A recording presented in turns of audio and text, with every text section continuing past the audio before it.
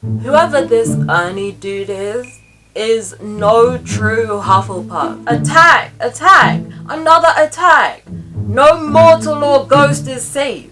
Run for your lives! Attack!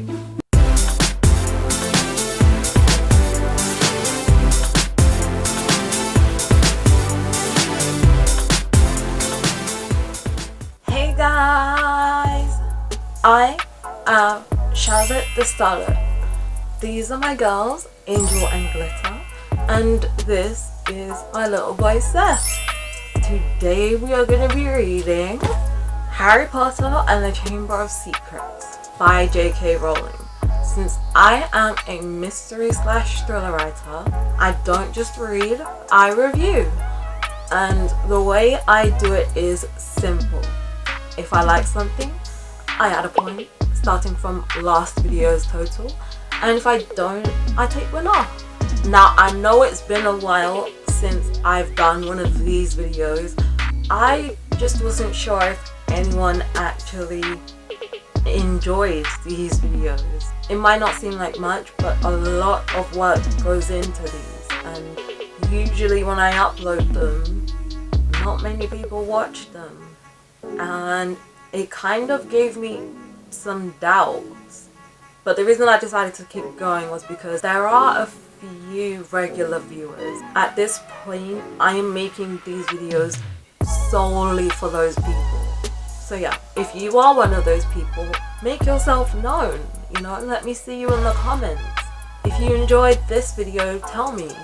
If you need a little catch up, I suggest you check out the Chamber of Secrets playlist here somewhere, or at the end of the video. Anyway, this intro is long enough. Let's jump in. They're starting a dueling club, said Seamus. First meeting tonight. Malfoy raised his wand quickly and bellowed, Serpent Sortia. The end of his wand exploded. Harry watched aghast as a long, black snake shot out of it. Enraged, hissing furiously, it slithered straight towards Justin Finch Fletchley and raised itself again, fangs exposed, poised to strike. Harry wasn't sure what made him do it. He had shouted stupidly at the snake, "Leave him!" Harry lay awake for hours that night. Through a gap in the hangings around his four-poster bed, he watched snow starting to drift past the tower window and wondered, could he be a descendant of Salazar Slytherin? He doesn't know anything about his father's family after all. The Dursleys had always forbidden questions about his wizarding relatives. Quietly, Harry tried to say something in Parseltongue. The words wouldn't come. It seemed he had to be face to face with a snake to do it. Interesting. But I'm in Gryffindor, Harry thought. The Sorting Hat wouldn't have put me in here if I had Slytherin blood. Ah, said a nasty little voice in his brain. But the Sorting Hat wanted to put you in Slytherin, don't you remember? That is true. Harry turned over. He'd see Justin next day in herbology, and he'd explain that he'd been calling the snake off, not egging it on, which he thought angrily pummeling his pillow. Any fool should have realized. By next morning, however, the snow that had begun in the night had turned into a blizzard so thick that the last herbology lesson of the term was cancelled. Oh, snow days like that are a gem. I'm sorry. Professor Sprout wanted to fit socks and scarves on the mandrakes, a tricky operation. She would entrust no one else now that it was so important for the mandrakes to grow quickly and revive Mrs. Norris and Colin Creevey. Harry fretted about this next to the fire in the Gryffindor common room, while Ron and Hermione used their lesson off to play a game of wizard chess. For heaven's sake, Harry, said Hermione, exasperated, as one of Ron's bishops wrestled her knight off his horse and dragged him off the board. Go and find Justin if it's so important to you. So Harry got up and left through the portrait hole, wondering where Justin might be. The castle was darker than it usually was in daytime because of the thick, swirling grey snow at every window. Shivering, Harry walked past classrooms where lessons were taking place, catching snatches of what was happening within. Professor McGonagall was shouting at someone who, by the sound of it, had turned his friend into a badger. Resisting the urge to take a look, Harry walked on by, thinking that Justin might be using his free lesson to catch up on some work and deciding to check in the library first. See, Harry is better than me, because I would have absolutely taken a look in that transfiguration lesson. A group of the Hufflepuffs, who should have been in herbology, were indeed sitting at the back of the library, but they didn't seem to be working.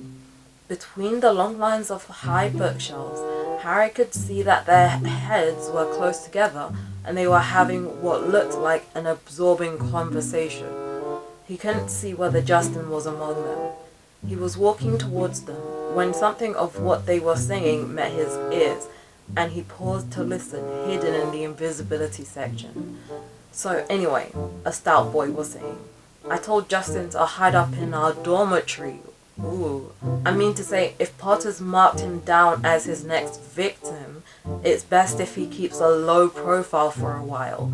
Do people actually think that about Harry? Gosh.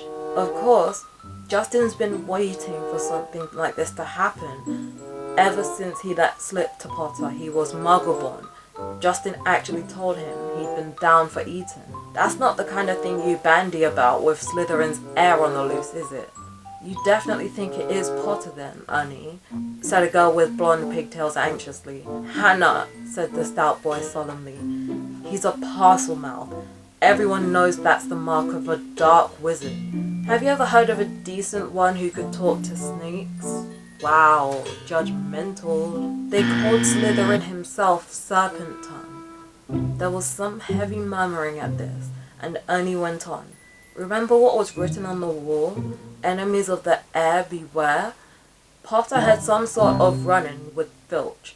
Next thing we know, Filch's cats attacked. That first year, Creevy was annoying Potter at the Quidditch match, taking pictures of him while he was lying in the mud. Next thing we know, Creevy's been attacked. He always seemed so nice though, said Hannah uncertainly. Yeah, and well, he's been the one who made you-know-who disappear.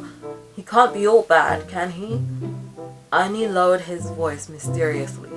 The Hufflepuffs bent closer, and Harry edged nearer so that he could catch Ernie's words. No one knows how he survived that attack by you-know-who. I mean to say, he was only a baby when it happened. He should have been blasted into smithereens. Only a really powerful dark wizard could have survived a curse like that. He dropped his voice until it was barely more than a whisper and said, "That's probably why you-know-who wanted to kill him in the first place." Bruh, this is some real hot tea. Didn't want another Dark Lord competing with him. I wonder what other powers Potter's been hiding. Oh my god. Whoever this Ernie dude is no true Hufflepuff. A true Hufflepuff wouldn't be gossiping behind people's backs like this. This guy sounds more like a Slytherin than Harry to me. What a Hufflepuff traitor. Harry couldn't take any more. Clearing his throat loudly, he stepped out from behind the bookshelves. Yeah, do something, Harry. Stand up for yourself. If he hadn't been feeling so angry, he would have found the sight that greeted him funny. Every one of the Hufflepuffs looked as though they had been petrified by the sight of him. Yeah, cowards. And I'm saying this as a Hufflepuff myself. Like, we do not claim these supposed Hufflepuffs, okay? Acting more like Slytherins. And the colour was draining out of Ernie's face. I bet it was. "Hello," said Harry. "I'm looking for Justin Finch Fletchley." The Hufflepuff's worst fears had clearly been confirmed. They all looked fearfully at Ernie. "What do you want with him?" said Ernie in a quivering voice. "I wanted to tell him what really happened with that snake at the dueling club," said Harry. Ernie bit his white lips and then, taking a deep breath, said, "We were all there. We saw what happened. Then you noticed that after I spoke to it, the snake backed off," said Harry. "All I saw," said Ernie stubbornly, though he was trembling as he spoke, "was you speaking Parseltongue and chasing the snake towards Justin." "I didn't chase it at him," Harry said, his voice shaking with anger. "It didn't even touch him." "It was a very near miss," said Ernie. "Oh my days. And in case you're getting ideas," he said hastily, "I might tell you that you can trace my family back through 9 generations of witches and warlocks, and my blood's as pure as anyone's, so I don't care what sort of blood you've got," Harry said fiercely. "Why would I want to attack muggle-borns? I've heard you hate those muggles you live with," said Ernie swiftly. "You'd probably hate them too if you lived with them." "It's not possible to live with the Dursleys and not hate them," said Harry. "I'd like to see you try it." "Exactly." "I'm getting so into this." "Sign of a good book." He turned on his heel and stormed out of the library, earning himself a reprising glare from Madame Pince, who was polishing the gilded cover of a large spellbook. Harry blundered up the corridor, barely noticing where he was going. He was in such a fury. The result was that he walked into something very large and solid, which knocked him backwards onto the floor. "What, Hagrid or something?" "Oh, oh, hello, Hagrid," Harry said, looking up. "I knew it. Oh my days." Hagrid's face was entirely hidden by a woolly, snow-covered balaclava. It couldn't possibly be anyone else, as he filled most of the corridor in his moleskin overcoat. A dead rooster was hanging from one of his massive gloved hands. "All right, Harry," he said, pulling up the balaclava so he could speak. "Why aren't you in class?" "Cancelled," said Harry, getting up. "What are you doing in here?" Hagrid held up the limp rooster. "Second one killed this term," he explained. "It's either foxes or a blood-sucking bugbear, and I need the headmaster's permission to put a charm around the hen coop." He peered more closely at Harry from under his thick, snow-flecked eyebrows. Give that a point. "You sure you're alright? You look all hot and bothered." Harry couldn't bring himself to repeat what Ernie and the rest of the Hufflepuffs had been saying about him. "Yeah, they're really making Hufflepuffs look bad." "Which sucks, because we already get clowned on enough." "It's nothing," he said. "I'd better get going, Hagrid. It's Transfiguration next, and I've got to pick up my books." He walked off, his mind still full of what Ernie had said about him. Justin's been waiting for something like this to happen ever since he let slip to Potter he was muggle-born. Harry stamped up the stairs and turned along another corridor, which was particularly dark. The torches had been extinguished by a strong icy draught which was blowing through a loose window pane. He was halfway down the passage when he tripped headlong over something lying on the floor. Oh, I feel that. Honestly, I had the worst fall today. Like, I went out and was wearing heels, which was a bad idea because they broke while I was out and made my heels unbalanced. So the whole time I was out, I was tripping and stumbling until I eventually fell because of some uneven pavement. It was so embarrassing, bruh. I don't know why, but the fact that Harry also tripped and fell today makes me feel a little bit better about my fall. Anyway, he turned to squint at what he'd fallen over and felt as though his stomach had dissolved. Why? Justin Finch-Fletchley was lying on the floor, rigid and cold, a look of shock frozen on his face, his eyes staring blankly at the ceiling. And that wasn't all. Next to him was another figure, the strangest sight Harry had ever seen. It was nearly headless Nick, no longer pearly white and transparent, but black and smoky, floating immobile and horizontal 6 inches off the floor. His head was half off and his face wore an expression of shock identical to Justin. Another attack, and this time involving a ghost. I didn't even know ghosts could get attacked. I thought ghosts did the attacking. But nah, this really doesn't look good for Harry, bruh. Like, as if things weren't bad enough with those Hufflepuffs. Now they're definitely gonna think that Harry is Slytherin's heir, and so will everyone else. Great. Harry got to his feet, his breathing fast and shallow, his heart doing a kind of drum roll against his ribs. That's getting a point. He looked wildly up and down the deserted corridor and saw a line of spiders scuttling as fast as they could away from the bodies. Didn't that happen last time there was an attack? The only sounds were the muffled voices of teachers from the classes on either side. He could run and no one would ever know he'd been there.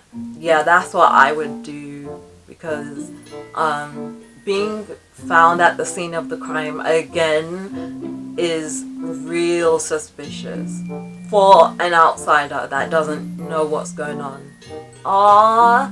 Being the hero he is, Harry doesn't do that. But he couldn't just leave them lying there. He had to get help. See, would anyone believe he hadn't had anything to do with this? As he stood there panicking, a door right next to him opened with a bang. Peeves the poltergeist came shooting out. Gosh, he best not do anything, because this is bad enough already. Why, it's Potty! We Potty! Cackled Peeves, knocking Harry's glasses askew as he bounced past him.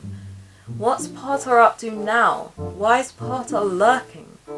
Peeves stopped, halfway through a mid-air somersault. Upside down, he spotted Justin and nearly headless Nick. He flipped right side up, filled his lungs, and before Harry could stop him, screamed, "Attack! Attack! Another attack! No mortal or ghost is safe! Run for your lives! Attack!" Goodness. Crash, crash, crash.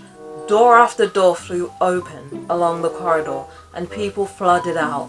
For several long minutes, there was a scene of such confusion that Justin was in danger of being squashed, and people kept standing in nearly headless Nick. Harry found himself pinned against the wall as the teachers shouted for quiet.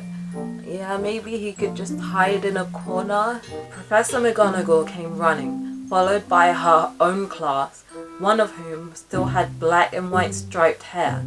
She used her wand to set off a loud bang, which restored silence and ordered everyone back into their classes. No sooner had the scene cleared somewhat than Ernie the Hufflepuff arrived. No.